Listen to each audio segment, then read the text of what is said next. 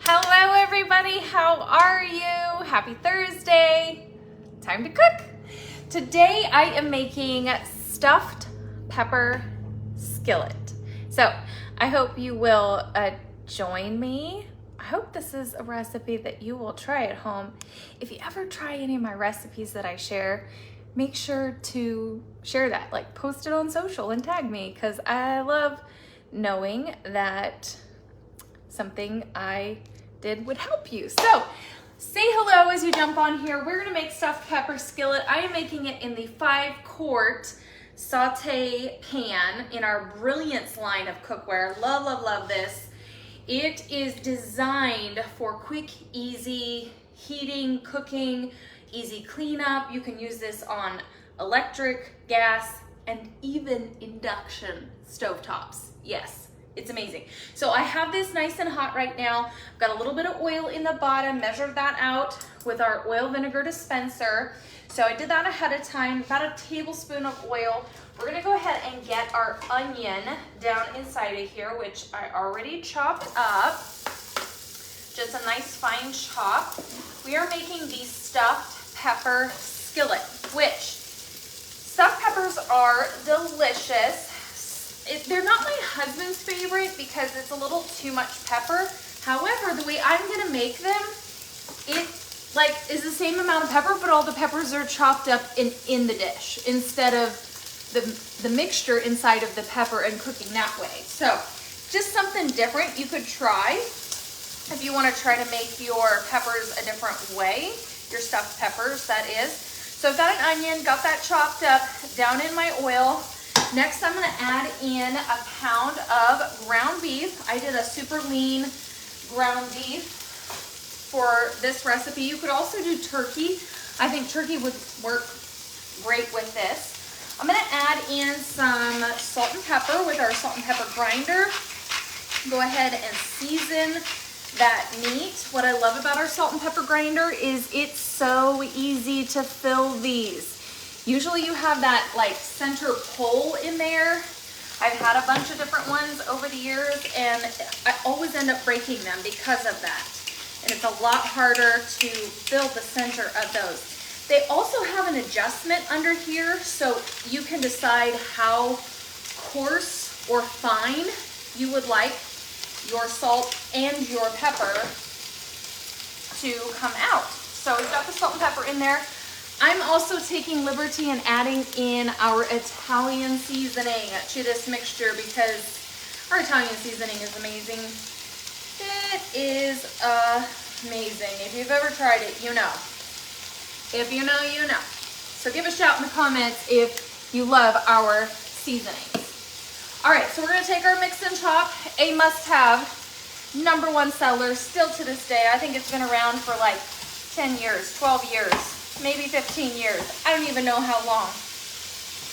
I might or might not have like 4 or 5 of them because I literally use them all the time. So we're gonna give that a little chop. This will break up your hamburger, turkey, or sausage down in the bottom of your pan without scratching your pan. Once you use this, you will wonder how you ever survived, taking a spoon and chopping it up. I have some people who comment about it getting dirty on the end or sticking to the end. So I have 2 tips for you. One is to wait a little bit longer to let your meat sear before you start using this. Let it sear on the bottom, let it sear, flip it, let it sear the other side, then start to crumble. The other thing you can do is take it over the sink, spray a little of your cooking spray, use a kitchen spritzer like this on it, and then it'll slide right off. But I'm telling you friends, by the end, this is all gonna get mixed up because I'm gonna chop it up several more times and it'll come off, and use our little kitchen brush and you'll be fine. All right, so I'm gonna let that cook for a minute. We're gonna finish chopping up some peppers. I already have some of them done and ready. So I had several leftover peppers I wanted to use up. So that's why I picked out this recipe. So I'm gonna show you a couple things with my pepper here. First thing I'm gonna do is cut off the top. Now what that just did is it actually removed the stem, and now I can use this part of the pepper as well. I don't have to like get rid of that. It's all part of the pepper. Now what I want to show you is this guy right here, the scoop loop. If you do not have this, now is the time to get it. It is leaving, it is going goodbye, and I am so incredibly sad about it. This is one of my favorite tools.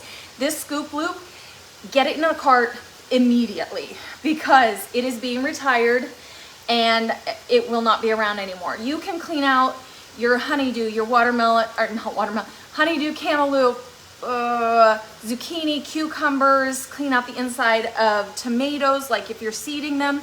This pepper right here, watch what we're gonna do. By the way, this has little like teeth on it. If I hold it that way, you can kind of see on the side, but it's not sharp. You could even clean out pumpkins. Kiddos can use it. It has a bigger side and a smaller side, and it's kind of flexible like this. But watch what I'm gonna do with these seeds. I'm just gonna scoop it right out. Do you see that? Do you see how amazing that is? This is why you need one in your life ASAP. Get it in your cart before they are sold out and never come back. I am so sad about this. All right, so this would be a great way to serve your stuffed peppers because it's ready, just like this. Put your stuffing in and they're good to go. We are actually gonna chop this up for this recipe, of course. I'm gonna give this meat another stir here so we can finish cooking. But we're gonna use the quick slice to chop up our peppers. Now the quick slice here, you can use for so many different things. The quick slice, I slice up everything from soft cheeses, tomatoes, you can do kiwi, strawberries, olives, hard-boiled eggs, zucchini, cucumbers, I mean, peppers, pound cake, you name it. You don't want super hard things, like you don't want to do potatoes or onions, and it is not recommended for that. However, nearly everything else, you want this quick slice. I love the mix and chop because it gets all the hamburger so fine and evenly crumbled. I don't like it when I have that big chunk of hamburger and everything else is crumbled. I like my food nice and even. Who are my weirdos?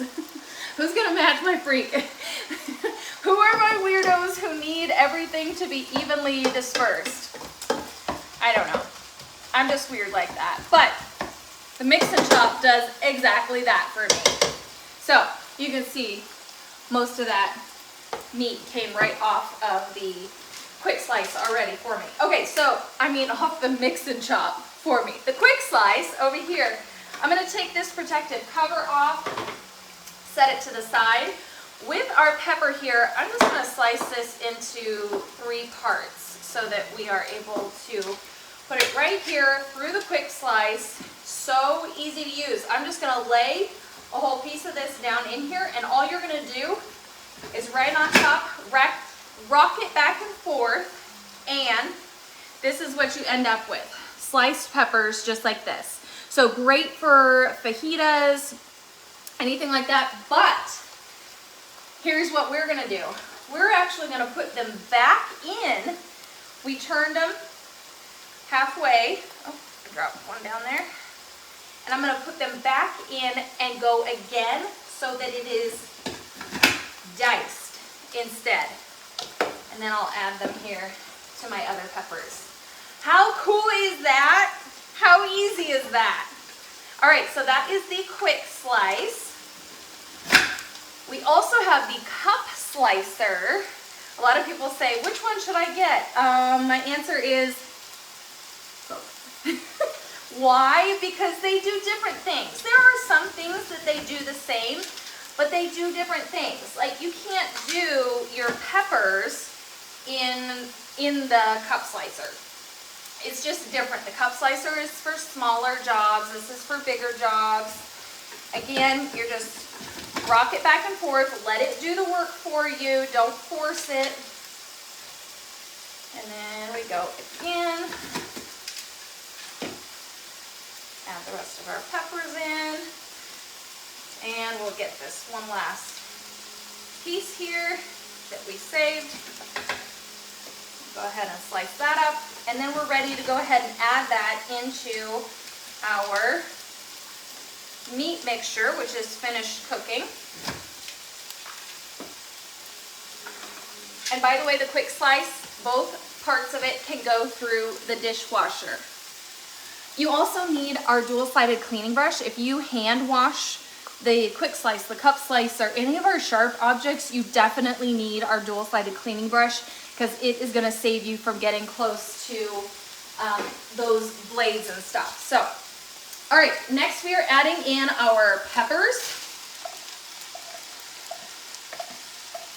Get those started cooking. A few stragglers over here. All right, so far all we have in here, onion, beef, salt, pepper, Italian seasoning, and our peppers. Super simple. Next step, we are gonna add in our rice. This is just half a cup of long grain rice that I have rinsed. Always rinse your rice, unless you're trying to make sticky rice. That's a different thing. But always, always rinse your rice until the water runs clear. You're washing those starches off, which is gonna keep it from being sticky in your food and gummy and making the whole dish just sticky, okay? So next we're gonna add in our rice. Again, that was just half a cup of long grain rice. I happen to be using basmati rice that I pre-rinsed. And it will make a huge difference. And I know it's only half a cup.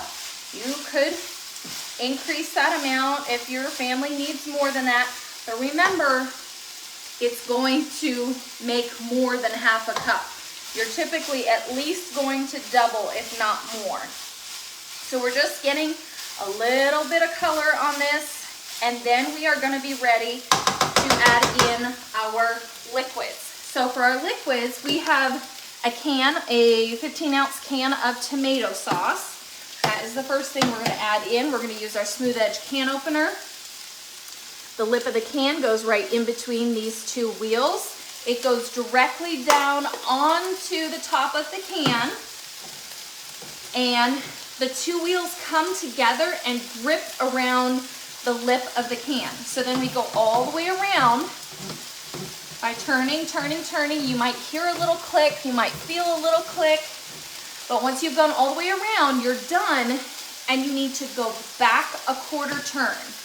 And that loosens those two wheels back up so it'll come up off the lip of the can. Then we use our little birdie beak here. See the birdie beak on the side? And if I push this button over here, it says chirp, chirp, chirp. Trust me, when you get your can opener, you're gonna look for that and you're gonna be saying chirp, chirp, chirp in your kitchen. This ain't my first rodeo. All right, so down on the lip of the can with that little birdie beak or the teeth, and all we're gonna do is push the button and lift up. Now this can, sometimes your cheaper cans are a little harder. That one did not come up. Okay, so tip, if it ever does that, you can just start again. Sometimes those cheaper cans have little catches on the side, so just go around one more time. I think I might have got tomato sauce on me. It's fine, it's fine. All right, let's try that again. Yep, there it was. Sometimes talking and cooking at the same time doesn't work. All right. So we're gonna dump that can of tomato sauce in there. I give this one more stir before I do that. Everything moved around. And we're gonna dump in some chicken broth, which I've already mixed up. You can do chicken broth right out of a can, or I typically use a chicken broth that I mix with water. So it's just powder and water, much more cost effective. So again, this is just 3/4 cup of chicken broth, but we also have that tomato sauce in there to help cook that rice. So at this point, all I'm gonna do is put the lid on this. I'm gonna turn it down to a medium. I had it on like a medium high, maybe a 7. So I turned it down to about a 5. I'm gonna put the lid on and I'm gonna let this cook for about 24 to 28 minutes, I believe it is. If you are looking for this recipe, let me know. Just type recipe in the comments and I'll get it sent to you so that you have a copy of it. I think it's a really easy, simple meal where you get some veggies, you get a protein, some carbs, all in one pot, and you're done. Serve another veggie on the side or a salad or some bread if you want. But that, my friends, super easy. I hope you enjoyed this. Let me know if you need anything. Don't forget, get that scoop loop ordered before it sells out. And anything else I used, let me know if you have any questions. Have a great rest of your day.